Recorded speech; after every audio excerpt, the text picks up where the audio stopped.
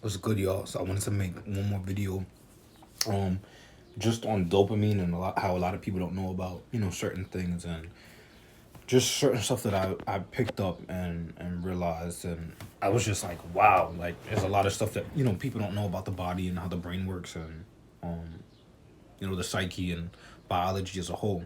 So basically, this is how it works. So your brain has a certain amount of dopamine that you can use. I'm not 100% sure because I'm not a doctor or a neurologist, but I don't know if it's in life or daily, but I kind of shift it towards daily. That's how I see it. You have a certain amount of dopamine that you can use daily. So basically, when people are addicted to something, it releases dopamine, and that's like the feel good chemical. And then people get this mixed up with endorphins because endorphins they run out, but they run out slower, and those are more feel good chemicals versus just a shock. Like giving somebody a hug will release more endorphins than dopamine, but dopamine is more of the addictive shot that you get.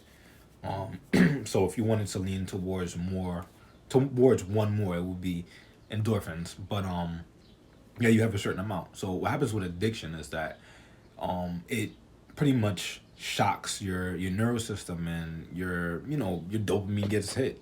You get a hit, sorry, not hit, but a hit.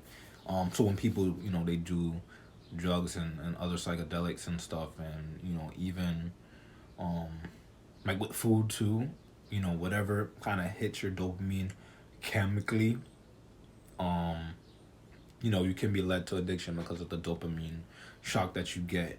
So basically, it kind of makes you lazy because you're teaching yourself that you achieve what you needed to achieve.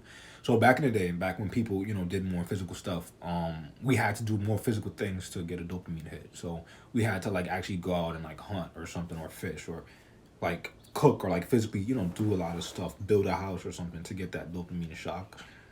And basically you're teaching yourself, you need to do hard work to get that dopamine shock. So it's teaching you how to be a productive person. The harder you work, the more dopamine you're gonna get. So it makes a positive feedback loop of stuff. Now, because of technology and a lot of stuff that we have, um, we get dopamine spikes like this.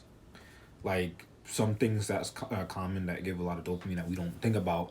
Number one is a phone. So social media. When people get likes, there's actually studies on it that it releases dopamine. So basically, you're just training yourself. I don't have to do any work to feel good, and I can just relax. So when you're getting that hit easily, it's saying, I accomplish everything. I can just lay back, which is why we're lazier now. And I was like this too, especially in high school and even now because we just have technology and stuff. But um, it it's not the hit itself that's bad. It's what it incentivizes, which is I don't have to do too much work to be fulfilled, to be complete. I don't have to really do anything to be complete. I can just be in a low state. So even with sugar and stuff, like it's teaching you like you're done. You achieve your reward just by picking up a cupcake or a cookie, versus achieving your reward, sorry, back in the day by actually like killing an animal or skinning it and cleaning it. So it makes you lazier. So that's why I tell people you gotta be careful with how much dopamine you're receiving. The hard one that I saw that they had a study on was with video games, and that's hard for me because I play FIFA 20 and other stuff, but it's hard. But it's just something to be mindful about and to understand. But I think the main thing is food, because not only is it like incentivizing the wrong thing that you don't have to do work, but also the health risk that certain stuff the body isn't meant to break down. And yeah, that's pretty much it. So